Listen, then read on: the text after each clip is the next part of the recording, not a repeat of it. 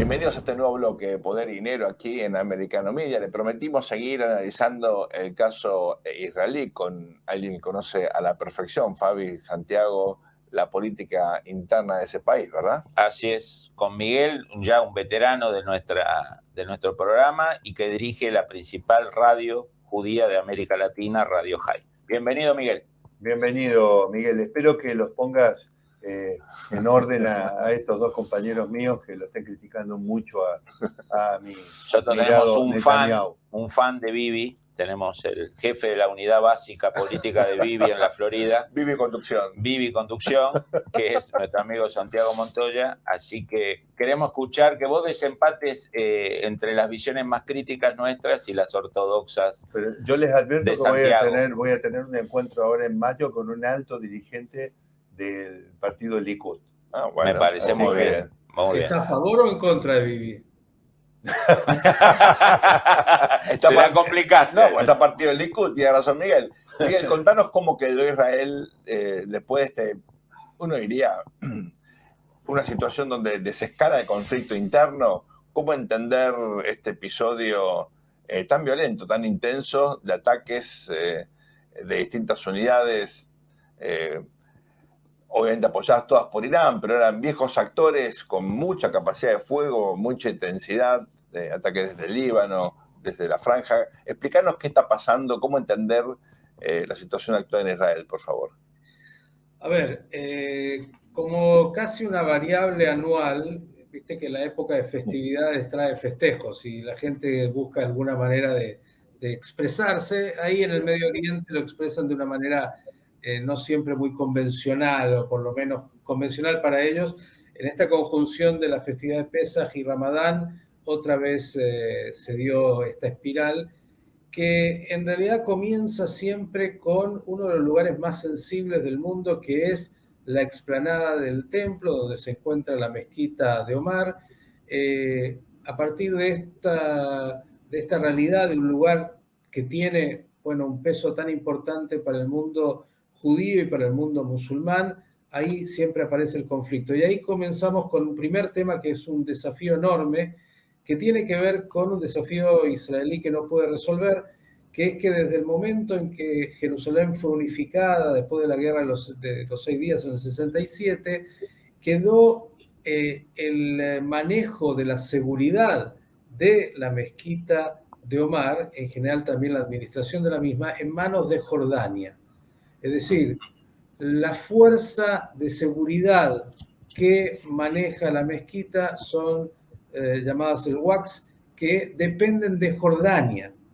Y en realidad esa fuerza es bastante cómplice y socia del Hamas y de lo que ahí acontece dentro, que es bastante inmanejable. Uno dice, ¿cómo puede ser que en Israel, un lugar donde hay tanta seguridad para ingresar a un shopping, para ingresar incluso al sector del Muro de los Lamentos o tantos otros lugares donde pasas por magnómetros, donde uno tiene que, bueno, es controlado, se te abre todo lo que llevas contigo? Bueno, en las mezquitas no es así.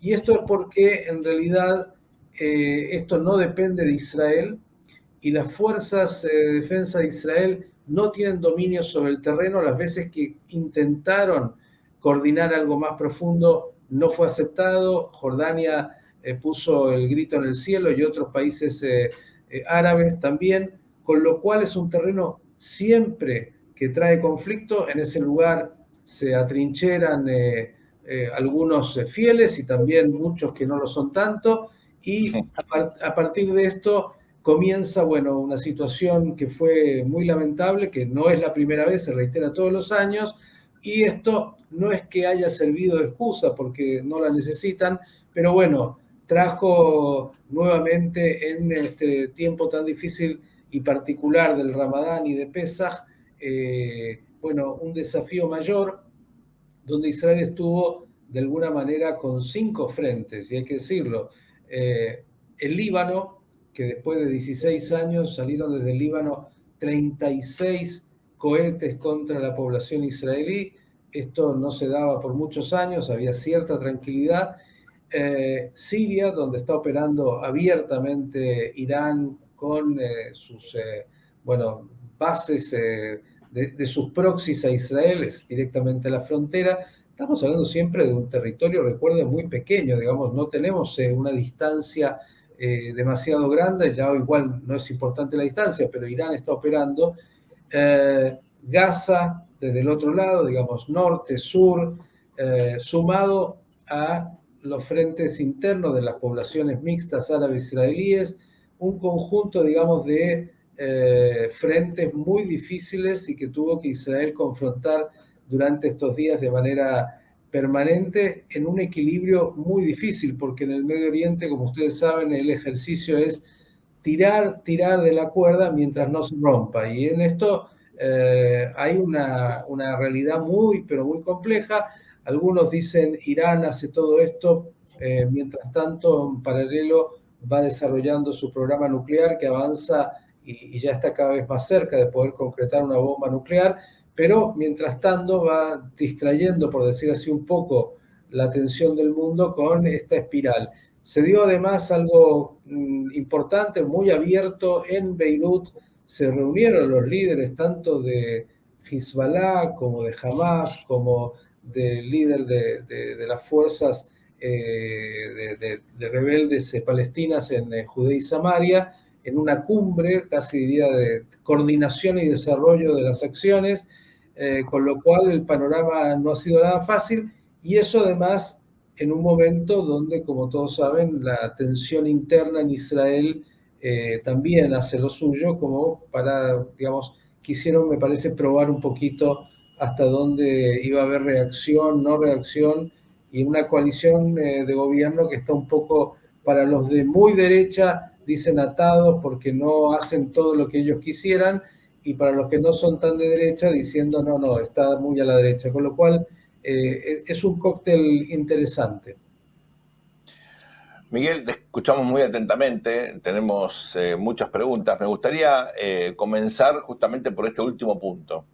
¿Cómo ha impactado este conflicto en la dinámica interna, que venía muy complicada hasta hace muy pocos días y que aparentemente, corregime si me equivoco, lo charlábamos recién con Fabián en el bloque anterior, parece haber habido una especie de, desescalada, ¿no? Como que tanto por el lado del propio Netanyahu como también de distintos referentes de la oposición, la cosa aparentemente, frente a esta amenaza externa, parece haber pasado a un estadio de menor conflictividad. ¿Es así? Bueno, siempre que aparece una amenaza externa existencial y de esta magnitud, Israel tiene claro, hay cosas que Israel tiene claro, su defensa va más allá de toda la discusión política interna. Y cuando los enemigos comienzan a agitar las aguas, eso de alguna manera calma y hay unidad y hay criterios en este tipo de cosas, tanto unos como otros están de acuerdo en las acciones militares que hay que emprender.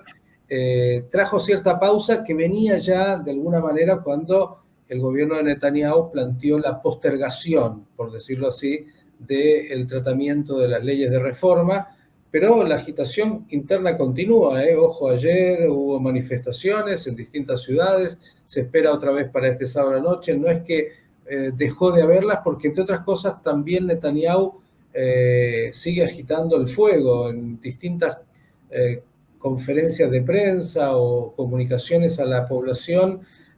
No ha estado con un discurso muy de cuidar justamente la confrontación que tiene con la oposición. Miguel, ¿cuál es el futuro de la reforma judicial?